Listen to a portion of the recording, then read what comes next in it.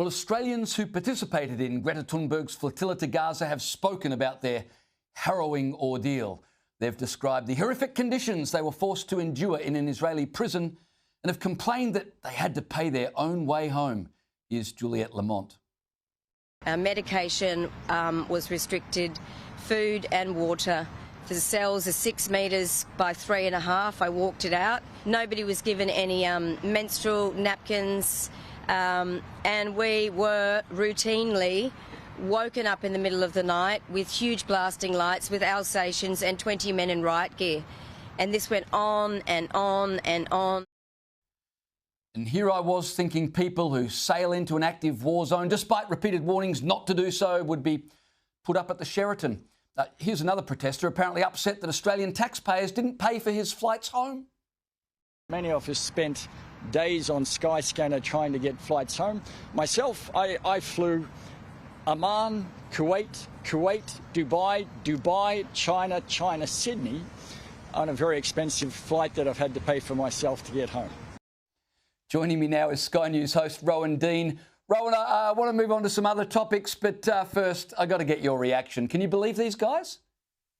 Well, the torture and going on and on and on is definitely a case of a taste of their own medicine. The torture for the last couple of years for many of us has been listening to Greta Thunberg and her clown show, wandering around the Mediterranean, pretending that they have something to offer to world geopolitics. And as for that character, as you say, maybe he shouldn't have bothered, because the world is in no better shape for their efforts. In fact, the lives of the hostages and the lives of many Palestinians at the mercy of Hamas would be in worse shape thanks to their efforts, because along with Penny Wong and Anthony Albanese, all that Thunberg and those clowns managed to do was drag out the process that finished so brilliantly the other evening. But those people actually prolonged Hamas's sense that they could actually win this thing by eking out the agony.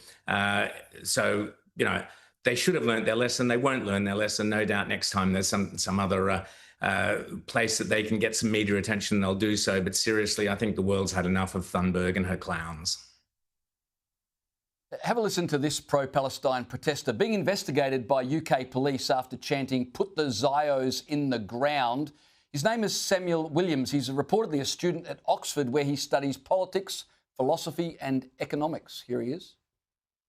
Gaza, Gaza, make us proud, put the Zios in the ground.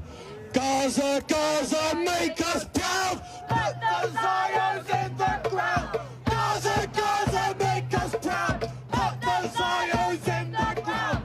Gaza, Gaza, make us proud, put the Zios in the ground. Rowan, a couple of days after the event, police have said they're investigating and the university will look into it. Do you think someone chanting for, Muslims to be put in the ground would make it to the end of the day or even the end of the street without being charged? No, of course not. And this is just a sign, James, of how far Western civilization, in particular one of the leading lights of Western civilization, Britain, has fallen to the leftist long march through the institutions. Oxford University is the oldest university in the English-speaking world. It's probably the second oldest university in the world. There were students there 30 years after the Battle of Hastings and the Norman Conquest. That's how old that university is. You think of Brideshead Revisited, Canterbury Tales, Oxford University features in all of those great works of literature.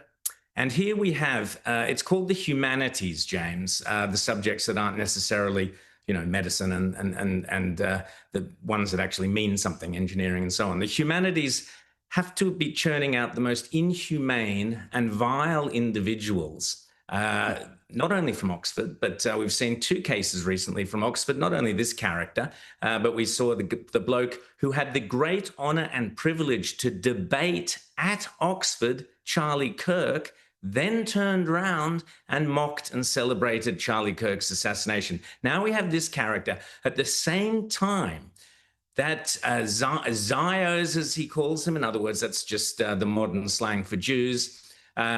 Jews are being buried in the ground in Gaza.